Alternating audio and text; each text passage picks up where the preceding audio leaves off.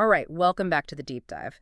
So today we're jumping into a source that really kind of challenges this whole idea that expertise has to be, stuck in one little box. Mm, We are looking at qianenmeng.org, which is the personal site, the musings of a self-described old software plumber, a guy named Eng. right. And musings is almost an understatement. It really is. I mean, this individual documents everything. We're talking about these super technical deep dives into programming languages, Haskell, Rust, that kind of thing. Yeah, the heavy stuff. And then right alongside that, you find these incredibly meticulous, almost grounding observations on botany. Absolutely. So our mission today really is to analyze just one tiny piece of that huge documentation. We're looking at his notes on gardening, part 755. Part 755. Yeah, and we're going to use it to understand this plant he calls the elusive yellow alder. But I think more importantly, we want to extract the insight from the author's just extraordinary and systematic approach to lifelong learning. Exactly. When you see a body of work like this, the subject matter itself, whether it's code or a flower, it almost becomes secondary to the method. It does. This is not just some personal journal. It feels like the product of a mind that's applying these really rigorous, organized standards to every single interest he has. I mean, 755 parts of garden notes. That alone just screams methodology. It's a relentless pursuit of understanding, not just a casual hobby. For sure. So let's start with the discovery that really anchors this specific entry. The author was exploring a new area, and he finds this plant. And it's funny because he describes it as quite a common plant species in local landscaping, but for him it was a totally refreshing new discovery. Which is just a perfect demonstration that even, the most seasoned observers can overlook what's right in front of them. Right, and that forced him to immediately, put on his detective hat and focus entirely on identification and, crucially, on nomenclature. The names. So we're talking about the yellow alder. Officially, its scientific name is Turnera ulmifolia. Okay, the classic Linnaean name. Right. It also goes by the common name sage rose. But, as the author points out, if you actually want to find this plant locally, well, you need a different kind of knowledge. And that's the practical nugget right there. That's what separates the academic from the actual gardener on the ground. Scientific names are universal, but finding the plant in a local nursery, that often requires knowing the vernacular. So after some cross-referencing, he found it. The crucial local name, Lidah Kucing. Lidah Kucing. And the beauty of that name is in the translation. When you translate Lidah Kucing from Malay, you get this wonderfully vivid description, cat's tongue. Which is just a perfect identifier immediately. The source explains the name comes directly from the distinct shape and the texture of the plant's leaves. So you don't even need a botanical textbook. Not at all. If you understand that local visual metaphor, cat's tongue, you instantly know the key feature of the leaf. It's this amazing piece of indigenous knowledge, just condensing a complex physical description into a memory cue you'll never forget. The focus on visual detail, though, it leads us right into the central drama of this little entry. The timing. The timing, the tight constraints of observation. When the author first documented his sighting, he missed the flowers completely. He did, and the reason for that really highlights the challenge of observing nature. The yellow alder, it turns out, operates on an incredibly strict temporal clock. Yeah, the flowers, which he describes later as vibrant, five-petaled, and star-shaped, they only bloom for this remarkably specific short window. You have to be an early bird for this one. You really do. According to the source, the bloom window is only between 6:00 in the morning and 11:30 in the morning. Wow. That's it. So if your day starts late, or if you decide to, wander back in the afternoon to take another look, The show's over. Mm. And your best visual aid for identifying the plant is just gone for the day. And this is where the author's method really shines, I think, because the ideal visual was missed.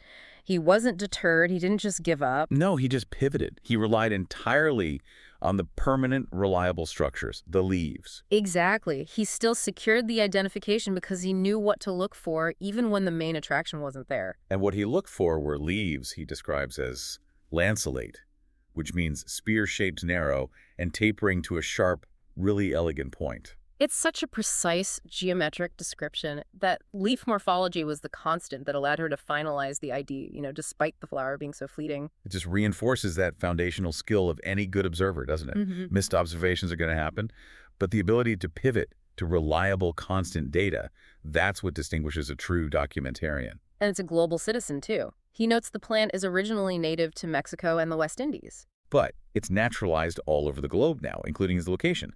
It's a species that moves and adapts, a bit like the ideas on his blog, actually. That is a great point. And that reliance on constants, on reliable, permanent structures when the beautiful, fleeting element is gone, that's the perfect bridge to understand the author himself. Yes. The true subject of this deep dive isn't really the yellow alder, it's the character of the observer. Exactly. Because when we zoom out and we look at the whole context of qianmeng.org, we see that the systematic rigor he applied to a leaf, he applies it to literally everything else. This self-identified old software plumber is, in reality, he's an archivist of curiosity. He really is.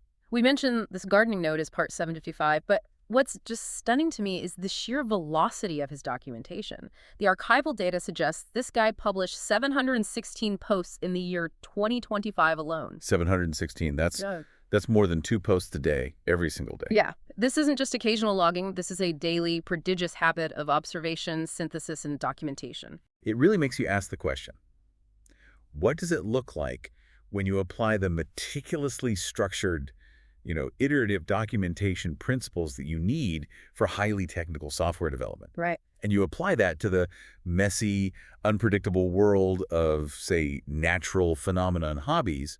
Well, you get this. You get this amazing almanac. Let's just talk about the breadth for a second. On one side, you have the super technical work, the stuff that requires deep conceptual immersion, free and open source software, Haskell programming, Go programming, Rust, Python, Elixir Erlang programming. I mean, you can practically hear the CPU fan whirring on those projects. Totally. And yet, right alongside all that deep technical rigor, you find the human element documented with the exact same level of commitment. Notes on fish keeping, which, by the way, also runs into the hundreds of parts. Of course it does. Notes on photography, notes on meditation, notes on dieting, home improvement, and even notes on guitar. The complexity level changes from subject to subject, but the documentation methodology, it remains identical. It's an intellectual inventory. It's a system that treats a syntax error in Rust with the same methodical attention as a leaf shape on a roadside flower.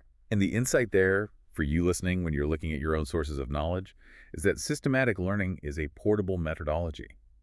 The author's true expertise isn't just in coding or gardening. It's in the system. It's in the system of documentation itself, a system he applies across every single subject, regardless of whether it's technical or personal.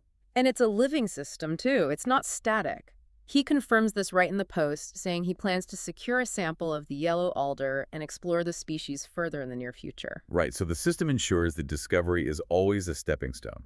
It's never an end point.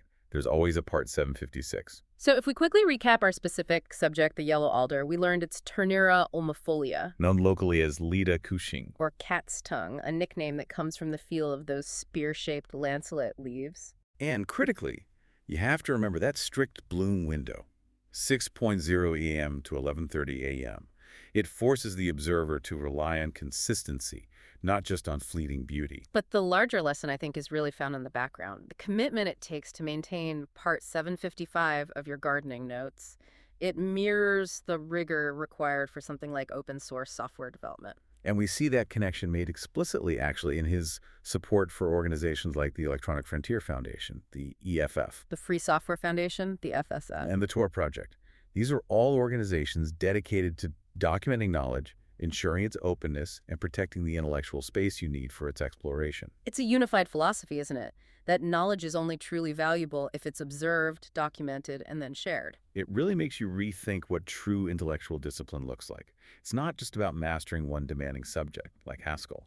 It's about mastering the process of observation itself. Which brings us to our final provocative thought for you to carry forward. If the dedication required for documenting complex, open-source software is systematically applied to understanding something as seemingly simple and fleeting as a morning flower bloom, does that cross-disciplinary rigor give us a clearer, maybe more valuable perspective on the world around us? A perspective that values observation just as much as it values code. We'll let you decide what part 756 of your own notes should cover.